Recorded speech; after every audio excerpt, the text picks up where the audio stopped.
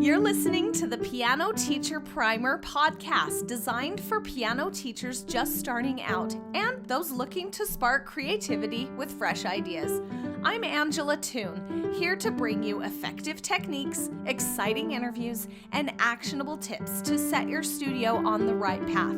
Let's dive in. I was so honored to be interviewed on the Music Teacher Mastermind podcast. Thanks so much, Jackie, for inviting me. I decided to share it on my podcast as well because we had so much fun talking about scales and chords and how they connect. It was a really quick description of how I teach them. So if you'd like the full version, it's on my website as a course or a bundle of a course about scales and a masterclass about the chords.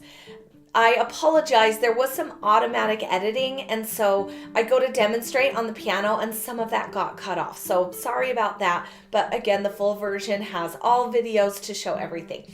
Okay, we'll also be talking about theory based on a request from one of the teachers who signed up for the Piano Teacher Primer Live. So I'm starting another live group in less than a week now. So one of the teachers that signed up requested we talk about how to teach theory. So I would be so happy to help with that as well. And there's only 4 spots left. So angelatoon.com before midnight on the 5th of February. We'll see you there. Hello, teachers, and welcome to the Music Teacher Mastermind Podcast. My name is Jackie, and I will be your facilitator. And today I have a super exciting guest, Angela Toon. Welcome. I'm so glad that you're here. Thank you so much. I'm so happy to be here. I'm so happy that you're here too. And I'm really excited to hear all about your tips and tricks on all this scales and good stuff that we're going to talk about. But for those that are new to your work, could you just introduce yourself, share how you first got started in music education and all the offerings that you offer to teachers in our world? Sure, yeah. So I graduated in piano performance with a bachelor's, and I also took some pedagogy classes there and started teaching through college and afterwards, and I've been teaching ever since. So I've been teaching for over 25 years, private piano lessons. And then I've done a jazz course for piano teachers. This was a long time ago, but I have used, so some of what we're going to talk about today is not only from a classical background and scales background, but also into a little bit into the jazz world. I learned enough to know I'll never be a great jazz musician unless I get another degree or something. So it's just a whole nother planet over there. You know? It is. Jazz kind of scares me. This will be really fun for me. Yeah, it's a little bit scary. It's more like composing and arranging than it is learning notes and perfecting, which is what I've mostly done. So really good, but I've used some of the chord things from that course with my students ever since. So we'll talk a little bit about that. And then a couple years ago, several years ago, I started teaching my own students how to teach. So training them with some pedagogy and giving my own students, some of my students to teach half the time.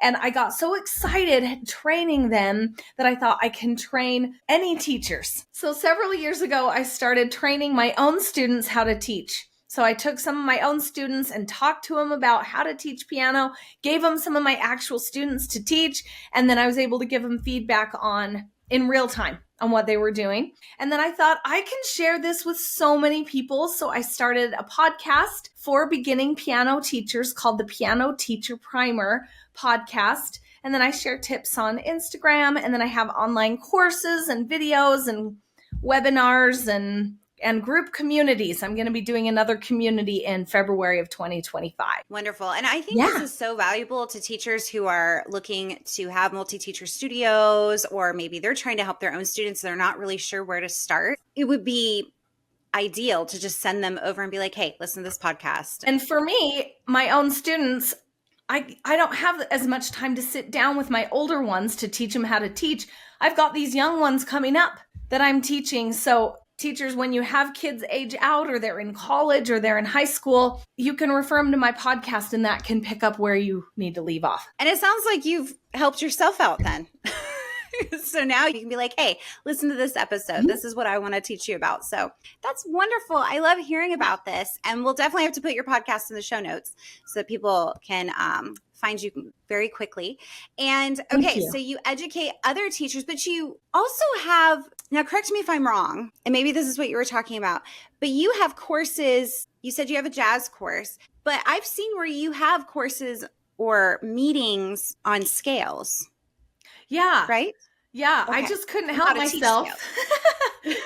from sharing. I think it's kind of a unique approach. So this is why I think this is going to be a perfect topic for your podcast today, because it's kind of unique. A lot of teachers teach scales. A lot of teachers point out the chords in the music. But if students have a fluency of finding the chords independent of the music, then it can transfer into jazz, it can transfer into composing, it can transfer into just playing from lead sheets, and they can find any song that they want to play and play it quicker and faster and pick things up with a knowledge of the chords. So that's kind of why I thought that would be fun to do today. Oh, yeah, absolutely. And it really creates this backbone of understanding for students. I was just thinking about this. I have a transfer student and she is great. I mean, her teacher did a phenomenal job with her.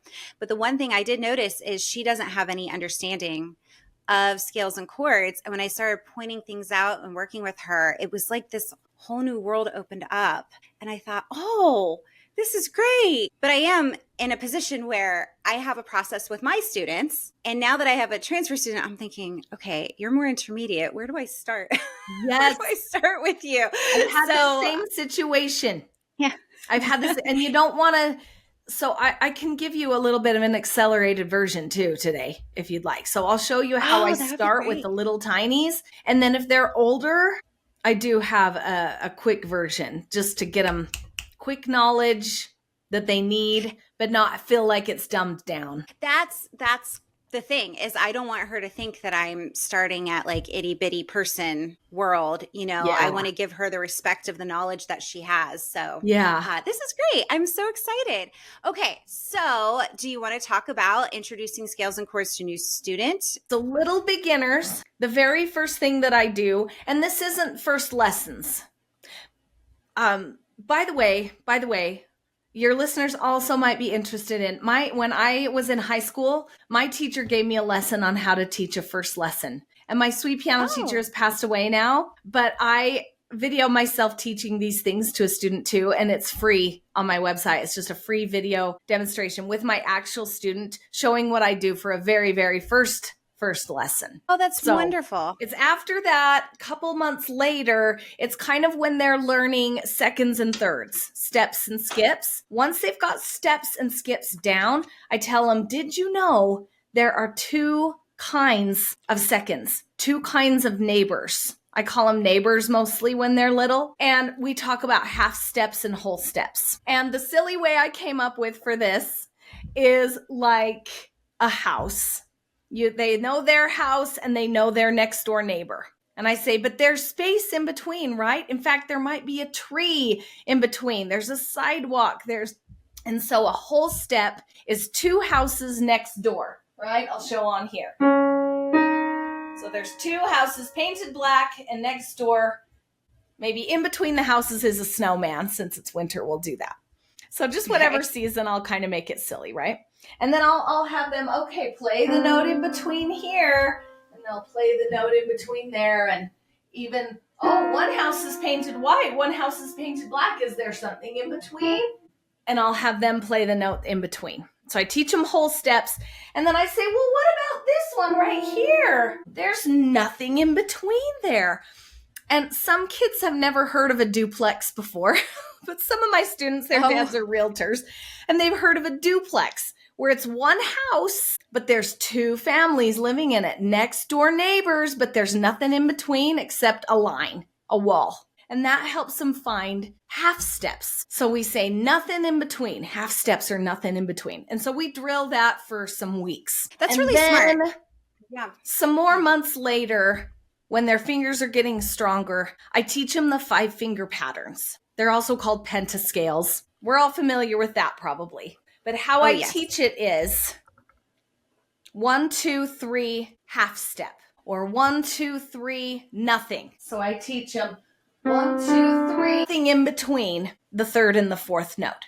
And then everything else is a whole step. So they learn that whole steps are kind of the norm and the half step is the weird one. I've never heard of that before. The 1, 2, 3, nothing. Yeah. I really like that. I kind of made it up, actually. Well, I think that's great. And if we can just go back to the house thing, I love the fact that you've created this space visually, like it's like a story, because students thrive on stories. I'm such a big fan of that. I've talked about that before.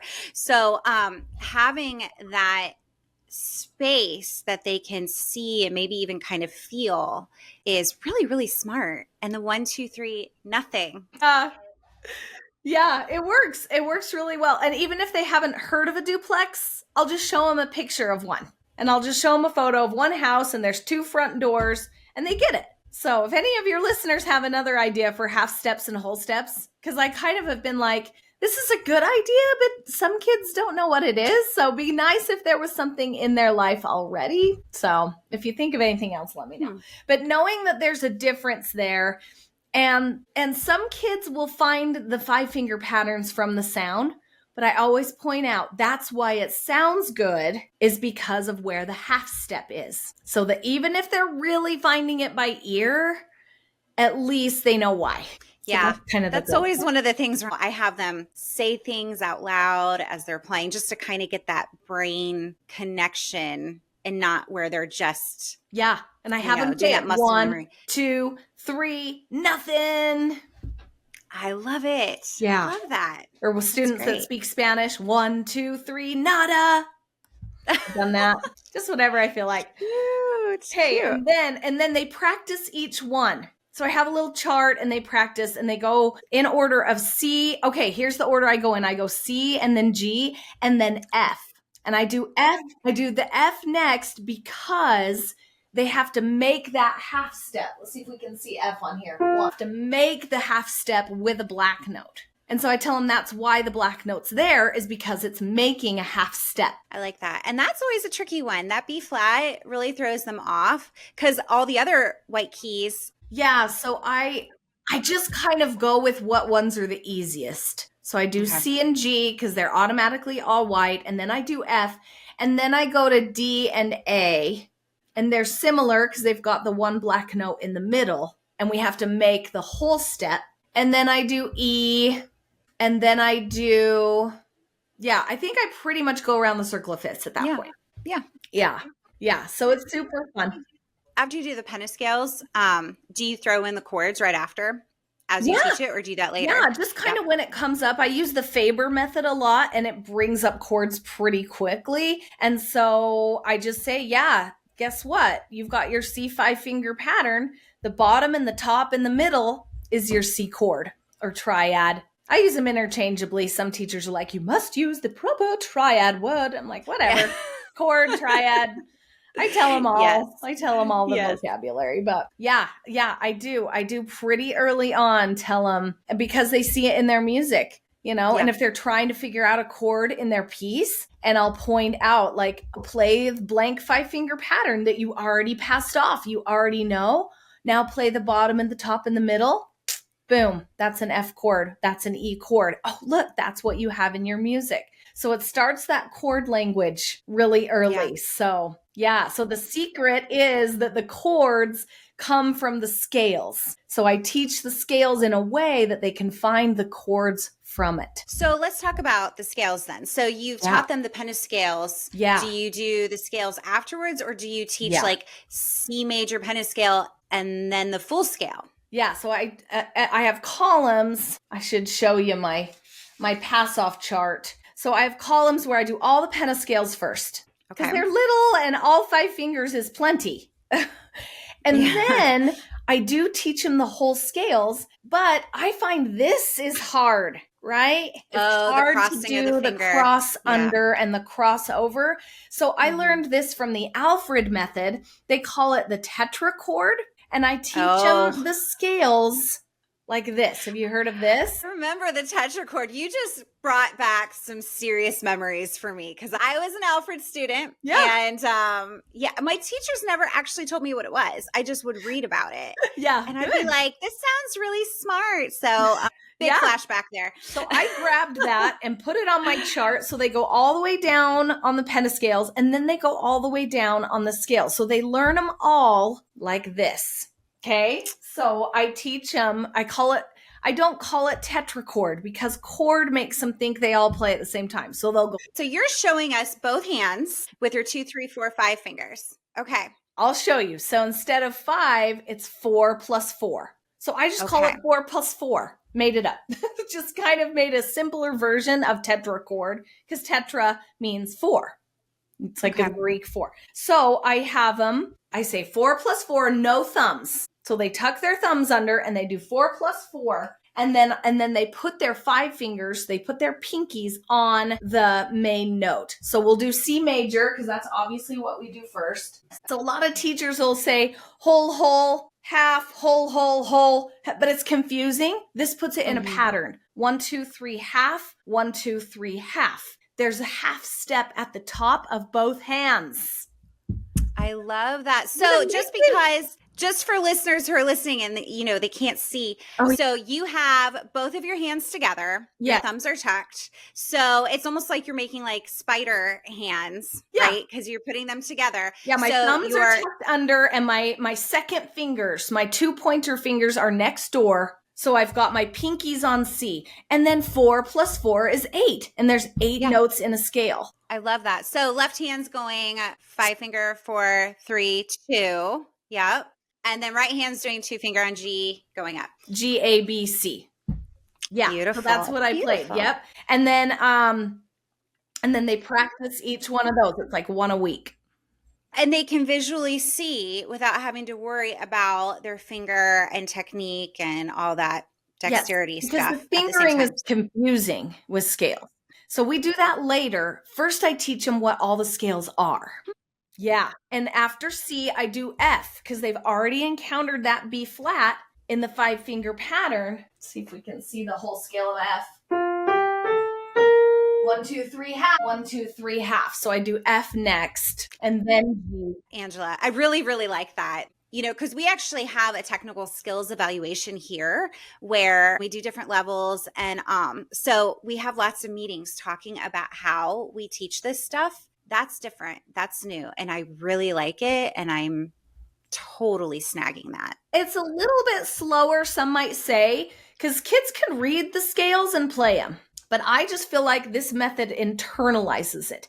And they can figure out any scale. They have this pattern of not just how the scales are all different. This scale has 3 sharps. This scale has 3 flats. It's how the scales are all the same. That's why they kind of sound the same, is because they have the same pattern of whole steps and half steps. Well, and I remember when I was a newer teacher, I was going to teach like my teacher had taught me. And so I was using the Alfred books. And I remember the tetrachords coming up. Now, remember that my teachers were fantastic, by the way, but that was just something that we kind of like fluffed over. They taught me the scales straight without going into more detail. But I remember getting to the tetrachords and not really being sure how to teach them without confusing the students. So I kind of glossed over that. And I've always done just the circle fifths, order. And well, I didn't learn the circle of fifths till college. So you're great. Yeah. I wonder. Okay. So I have them do all of those in a row. And then we go back and learn all the fingering, learn them one at a time, but we learn the actual fingering that we do. So do you kind of cluster them? Like if you've learned, can I just throw this out, like C through A? Okay. And so all of them have the same fingering, right? Except for F, right hand. Yeah, I can tell you how I do that.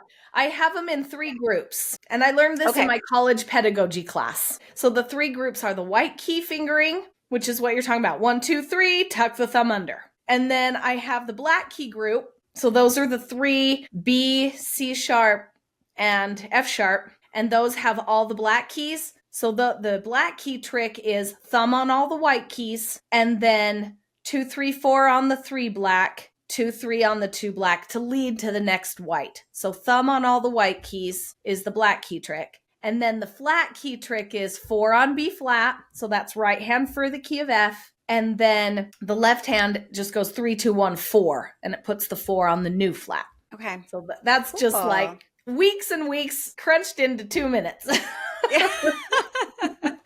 it's good stuff.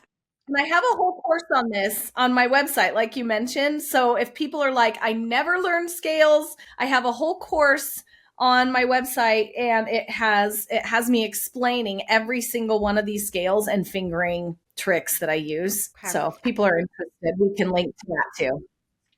Yeah, because some of us didn't learn scales growing up at all. Some teachers, they're just like, we don't want to do that. Kids think it's boring. Yeah. And I feel like a lot of us are always looking for different ways, kind of like how you said you use a duplex, but if there's some other way of thinking about it, I mean, there's always little tips and tricks because piano teachers are so creative. We come up with the coolest things. Yeah.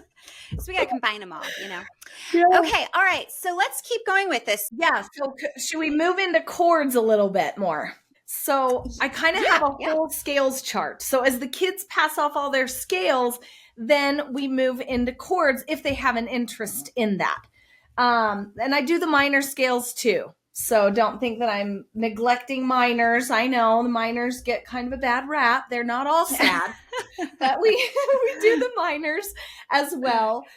Side note, another funny thing that I teach is if any teachers have ever been in a choir or have ever accompanied a choir and they say, we're going to do warm-ups. So I was in junior high and I was playing the piano for the choir, and my teacher was scary. Let me tell you, she was so mean. She would call everybody by their last name, and she would yell, and she would throw pencils at students, and she would pound on the piano to keep the beat, and it's shaking. She was the poor piano. Scary. Oh my gosh. Amazing I kept playing, honestly. So she's like, I'm going to leave and take the boys to a concert. And Knudsen, that's my maiden name. Knudsen, you warm up the choir today. And I was like, how do I do that? I don't know how. So these pentascales, these 5-finger patterns are exactly what they do for choir warm-ups. You've heard this before probably, And you're just going up in half steps. And you play the chord and then the 5-finger pattern. So I teach all my students that too. So if they're ever accompanying a choir and they need those choir warm-ups, they have that pattern already learned. It's like you're protecting them from their own trauma with a scary choir teacher. They are ready to go. Yeah. So that's like a later thing they pass off in their scales. Okay. So chords, like you said, I tell them the 5-finger patterns, that's the chords. The bottom and the top and the middle. And then, so this leads into a little bit what we did in my jazz course. So I put this as a free course. Now in the past, this has only been available through my scales masterclass, but I'm like, for your listeners, I think we can do a free course for this. So if you want this, circle of fifths. So I give this to my students. And we practice and we go around the circle of fifths. But I like to go this way. The jazz people call it the circle of fourths. Oh, so you go towards the flats, not the sharps. So we go this way. And the reason for that is because this could be a 2-5-1 later. Oh, goodness. Okay. Because that is now we're getting in the meat of this stuff. Yeah. Yeah. I call that flatland.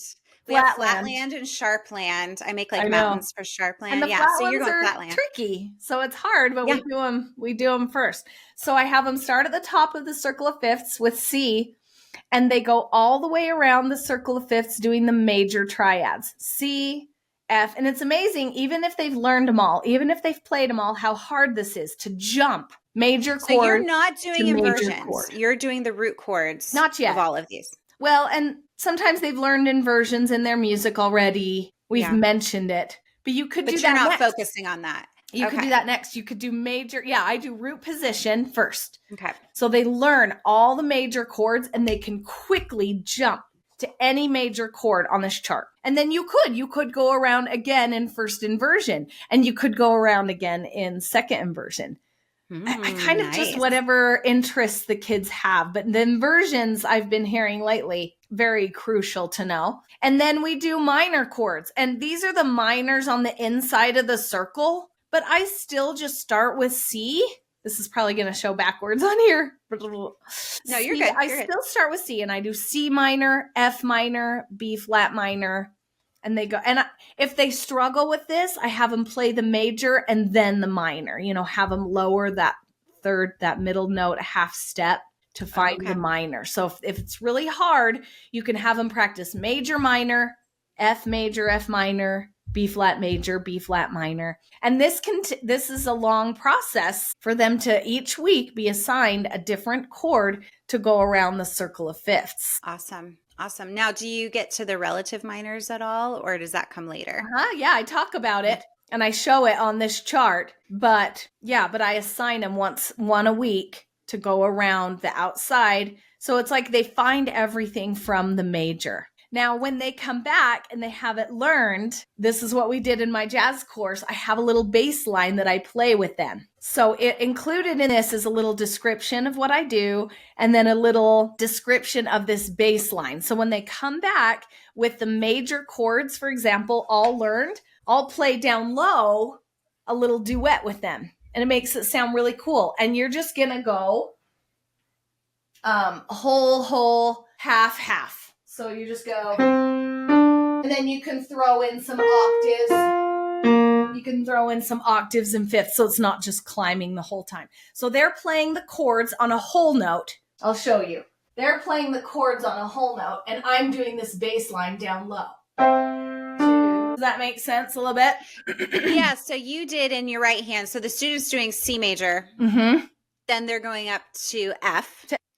And then B flat because you're going the fourth. So you're going to the left of the circle of fifths. Correct. So they're doing the left of the circle of fifths and you keep going with the pattern. Oh, that's really smart. Yeah. So it's counterclockwise on the circle of fifths. Okay. Mm-hmm. That makes it fun for them to pass off their chord by playing it with me. And it sounds cool. And then for the minors, I just do a little Latin pattern where I just mostly do the fifths and the octaves, where I'll just go and vary it a little bit.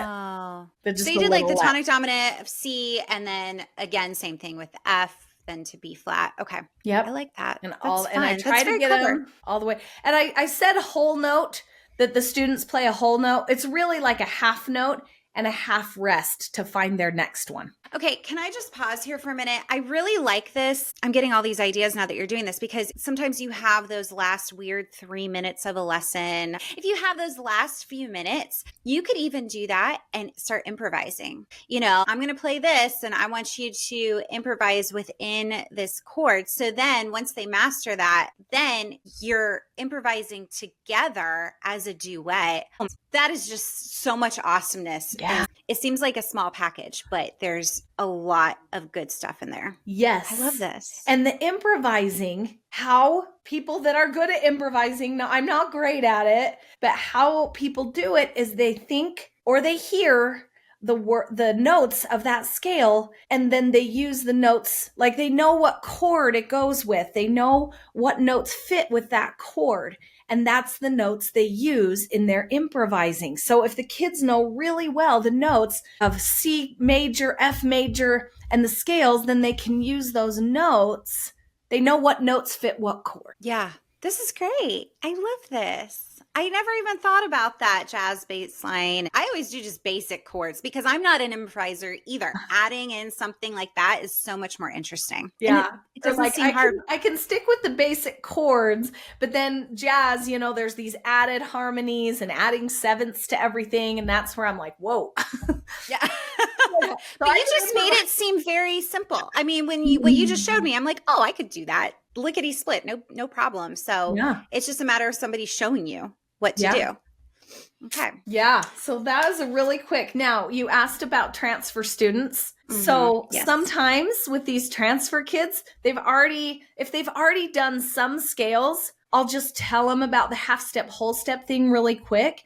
I'll just have them figure out that week as many 4+4s as they can. And sometimes they'll pass off 3 or 4 in a week. And so they just go through more quickly each one. So that's how I do it with older kids. And I still tell them sometimes the little tricks that are little kid. And I just say, I tell my little kids this Another way, I was thinking as you were talking about that, even with the 4+4, once you show them a little intro of how it is, it's almost like you can have them teach you the rest of it. Yeah. Like, okay, so how would you, and then they're figuring it out. And yeah, I like this. And this adult students. I've taught this to adult students and they love it. This one, he's playing Jimmy Buffett right now. It's a dad of my student, actually. He's like, I want to learn too. I'm like, great, come on over.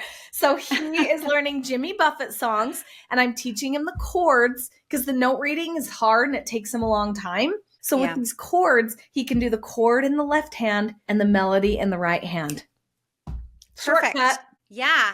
Yeah, adults, and they love those lead sheets, man. You get some instant gratification because reading music as an adult is hard. So this is wonderful. Okay, do you have any other tips or tricks you wanted to throw in? That was really fast because normally I teach this in 1 hour. You know, I have a scales masterclass that's an hour, and then I have a chord masterclass that's an hour. I will say, yeah, I go into 7th chords as well, and I teach them all the varieties of 7th chords too, and that helps with jazz. Yeah, so that was really fast, but if people wanted to delve in more, those courses are there. But yeah, I've had students play in their school jazz bands. I have students that compose their own pieces and make up their own chord progressions, and then I've had students just pull out their phone and find random chords chords of their favorite songs. Like, it's hard to find music for popular songs, but they can find the chords of it. And then they can play the chords and sing along. I love that. I had a friend who always would request that I would make CDs for her, back in the day. And remember CDs? Well, actually, these were tapes. I'm going back more towards the mixed tapes time. Yes. And she would always ask me about popular songs. And I'd be like, I need the sheet music. You don't understand. I need the sheet music. Like, I don't learn that way. And I'm a classical pianist, and almost like I was too good for that. And oh boy, if I could go back, let me tell you what. I know. Don't we all wish we learned the chords sooner? Yes, we really, really do. Super fast explanation, but I think it's a great way to help teachers get started, or at least get them thinking about how, they would want to do this. And if they want to do more in depth, you have all these courses, so many resources available. And I'll definitely put your stuff in the show notes so people can access them. And I'll get you the links. Freebie on there as well. I think that Circle of Fifth stuff is super exciting. Okay. So Angela, on top of that, if anybody wanted to get in touch with you, what is the best way to connect? Yeah. DM me on Instagram. It's AngelaTune _ and that's TOONE.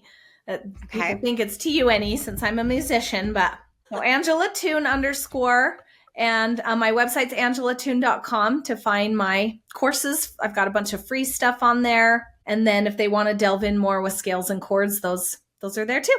And your stuff is very entertaining. Like, you just are created to be a teacher, but because you're very engaging. And I just want to tell everybody they won't get bored. I mean, the music itself is overboard enough, right? But it always helps when you have never boring introducing it who's engaging. So I really appreciate you. Well, I'm passionate. I'm passionate about this stuff. I get so excited. Oh, it's so exciting. Yay, music. We love music. All right. Well, Angela, thank you so much. I appreciate you, and I appreciate all that you contribute. And I just appreciate you being here today. Thank you, Jackie. Thanks for tuning in to this episode. Let's keep the conversation going. Connect with me on Instagram at AngelaTune _ and explore more resources at angelatune.com, where you'll find courses, communities, and connection. Please help us help more piano teachers by leaving a rating and a review. Thanks in advance, and keep changing the world one student at a time.